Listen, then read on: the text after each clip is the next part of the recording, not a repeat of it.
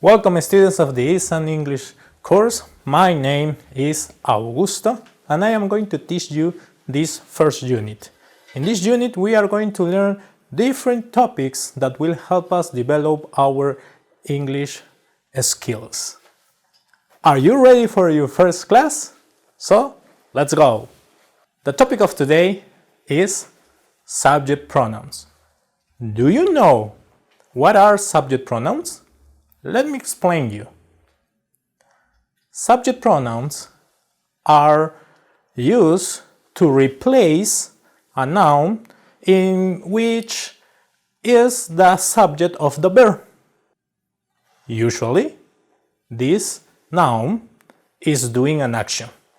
For example, Messi plays soccer. Tell me, what is the subject of this sentence? Messi, that's right. So, we are going to replace this subject, that is a noun because it's a name, by a subject pronoun. Do you know what is the correct subject pronoun to replace this noun? He, that's right. For that reason, we can say he plays soccer. Messi plays soccer or he plays soccer have the same meaning. That's right?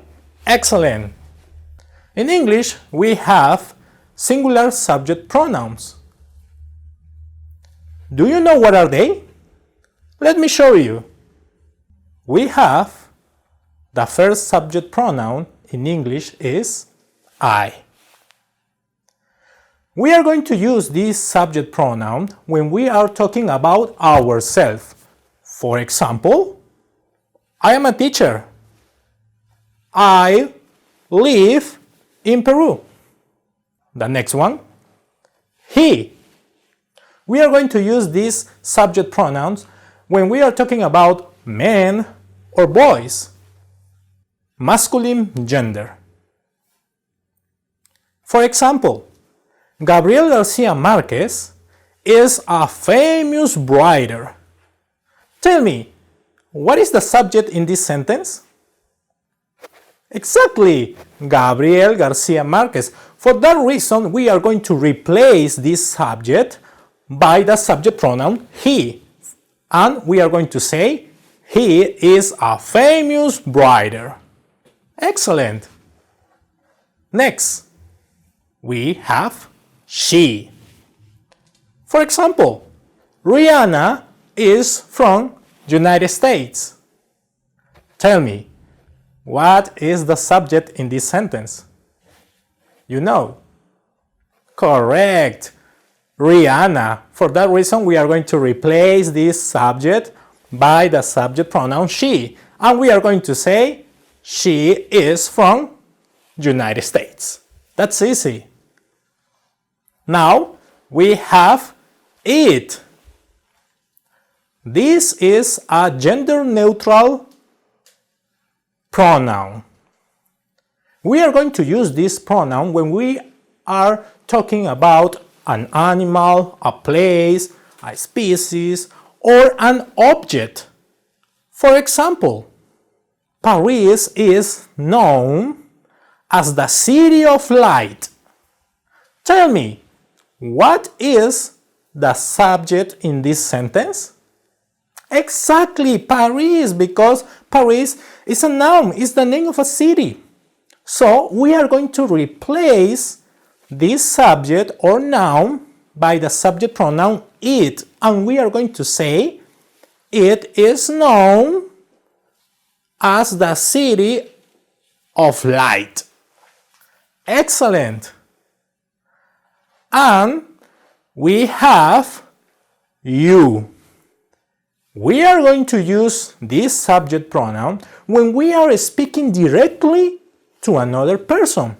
For example, you are a student. You are from Japan. Now, we have plural subject pronouns. We have we. This pronoun refers to a group of people that include us. For example, our team is the best. Tell me, what is the subject in this sentence? Our team, that's right, excellent. So we are going to replace this subject by the subject pronoun we, and we are going to say we are the best. Now we have they. We are going to use this subject pronoun when we are speaking about of a group of people, but we are not included in this group. Or we are going to use this subject pronoun when we are talking about a group of objects or things. For example, those students are from Canada. Tell me, what is the subject in this sentence?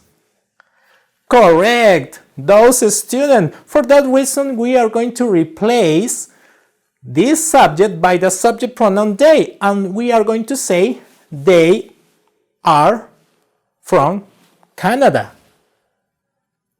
Another example, those cars are expensive. We are going to replace those cars by the subject pronoun they, and we are going to say they are expensive. At the end, we have the subject pronoun you. But teacher, you mentioned this subject pronoun before. Exactly. But I mentioned this subject pronoun in its singular form. And now I am mentioning this subject pronoun in its plural form.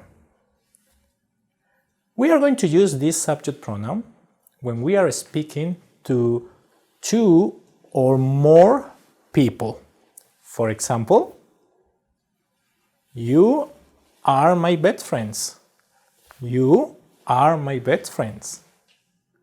Or you make delicious cookies. In English, we have different forms to say hello or say goodbye. We can use formal language or informal language.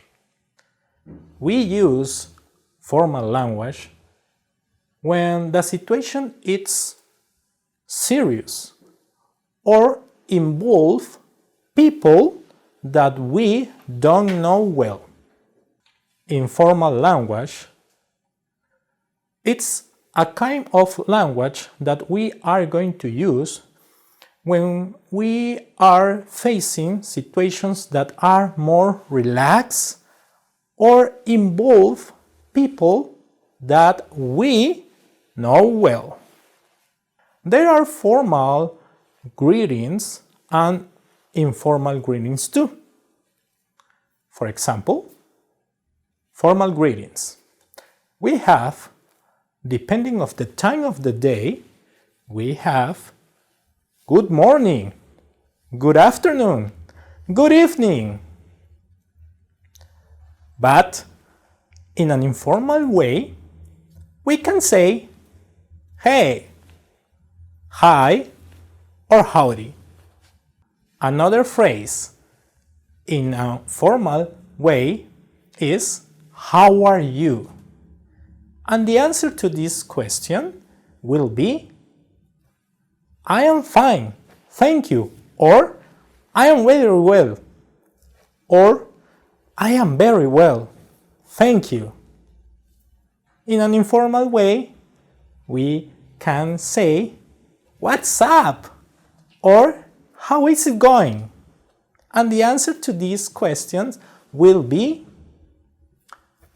I am okay, or great. If we are meeting new people and we are glad to meet them, we can say nice to meet you or it's a pleasure to meet you.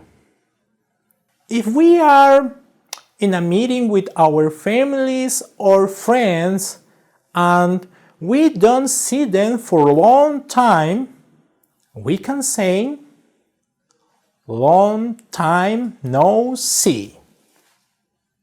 When we are leaving a meeting, a formal meeting, we can say goodbye, or we can say have a good day or have a nice weekend, or good night. But in an informal way, we can say bye, take care, see you later, or see you tomorrow. Thank you, students, for your attention, and we are going to continue learning more English the next class. So, goodbye!